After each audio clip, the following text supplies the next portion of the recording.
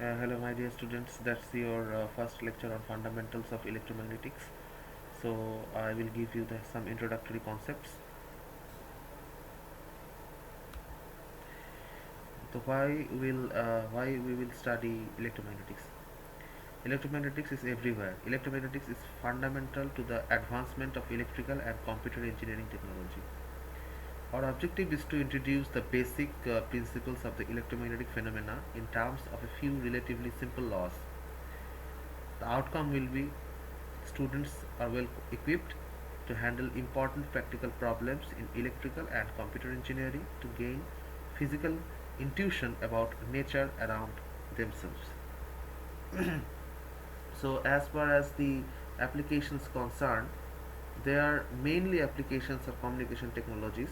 As you can see, the cellular telephony are the main application sectors of electromagnetics, and there are some computer technology, the LAN ones are also electromagnetic applications, and also the antenna technology that completely depends on the electromagnetic application. First of all, electromagnetic theory, the laws we will study here, then it will convert to the microwave engineering, and after that, if you want to study in postgraduates and other advanced electric courses, the antenna theory will come forward to you. And then some military defense applications, we also use electromagnetic applications because of sonar in the submarines that you can see here, and also the supersonic missiles, and also the supersonic um, military weapons. We can use the electromagnetic fields. Now, examples of electromagnetic applications. There are the biomedical applications. That is the major issue in our biomedical application, in our medical applications. That's the electroencephalography (EEG) that measures the electrical activity produced by the brain as they recorded from electrodes placed on the scalp. So ECG, electrocardiogram, records the electrical activity of the heart over time. That also a part of the electromagnetic applications. Research areas of electromagnetics. Antennas, we can design antennas after knowing the electromagnetic theory. Microwaves, computational electromagnetics, electromagnetic scattering, electromagnetic propagation, radars, and optical fiber communication and optics. Why is electromagnetic difficult? Some people that they ask that electromagnetic are why it's quite difficult. The electric and magnetic fields are three dimensional, so we have to think the physical body in three dimensional way to understand the effect of electromagnetics in that physical body. That are all always the vectors. As we know, the force, these electromagnetic forces are in vectors, and that varies in space and as well as in time, and that are governed by PDE, partial differential equations. So that is difficult. Therefore, solution of electromagnetic problems requires a high level of abstract thinking, and students must develop a deep physical understanding. Uh, why is electromagnetics difficult? So there are the five main reasons that electromagnetics is difficult. And electric and magnetic fields are three dimensionals, and then there are vectors. So the computational magnetics are quite difficult to understand and also to calculate the solutions, but we will make it clear after studying this. A solution of electromagnetic problems requires a high level of abstract thinking. That means you have to think that which kind of uh, body physical uh, substances are used here. If it is a cylinder, it could be a pen, it could be other columns of a house, this kind of things. So you have to know these things very clearly.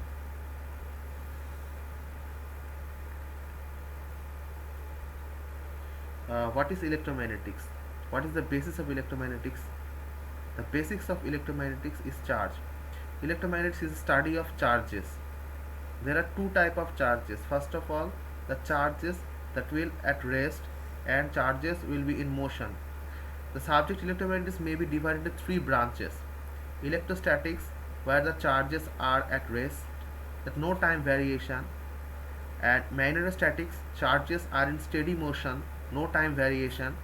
That means if it is a steady motion, so that will be a magnetostatics. Okay, the charge, as we know in the previous lecture, I have told you that a movable charge will produce a magnet itself.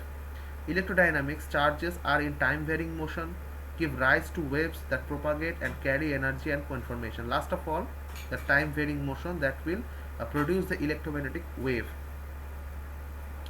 What is the charge? The charge is a fundamental conserved property of some subatomic particles like electron, proton, neutron. It exists because of an excess of a deficiency of electrons. That means if it is a deficiency of electron, that will be a positive charge. If it is a excess of electron, that will be a negative charge. Electrical charge exists in discrete quantities which are integral multiples of the charge or an electron. As we know, E is equal to 1.602 10 to the power minus 19 coulomb. That's the charge of an electron. And 6.24 10 to the power 18 electrons can carry a charge of 1 coulomb.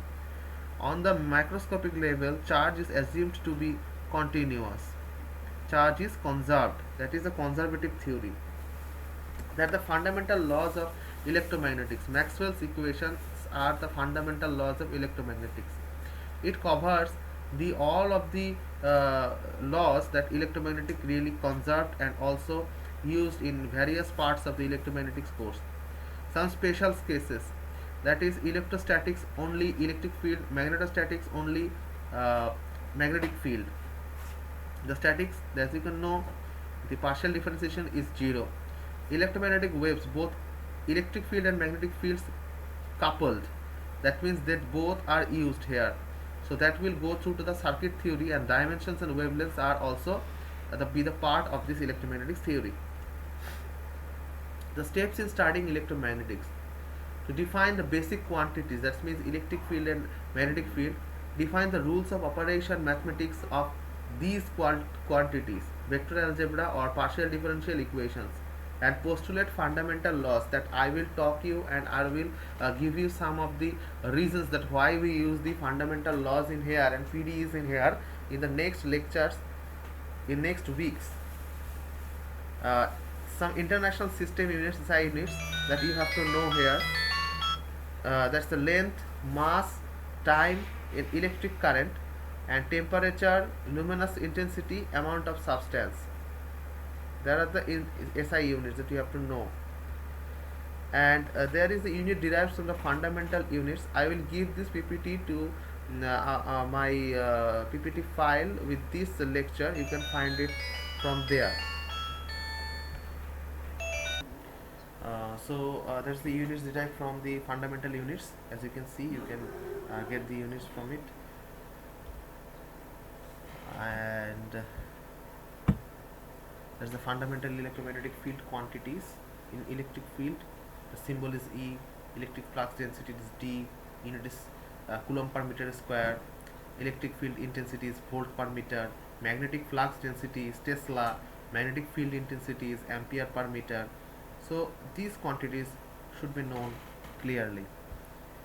And also 3 universal constants that we have to keep on our mind. First of all, the velocity of light is the velocity of electromagnetic wave, that is 3 × 10⁸ meter per second. Permittivity of free space, that epsilon naught is 8.854 10⁻12 farad per meter, and permeability of free space, that is mu naught, is 4 pi 10⁻⁷ Henry per meter. As I will give you the lecture PPT, you can read it from there. Last of all, that is the fundamental relationship between these things. C naught is equal to 1 by root over mu naught epsilon naught. Some constitutive relations I will discuss later. Till then, thank you very much for being with me.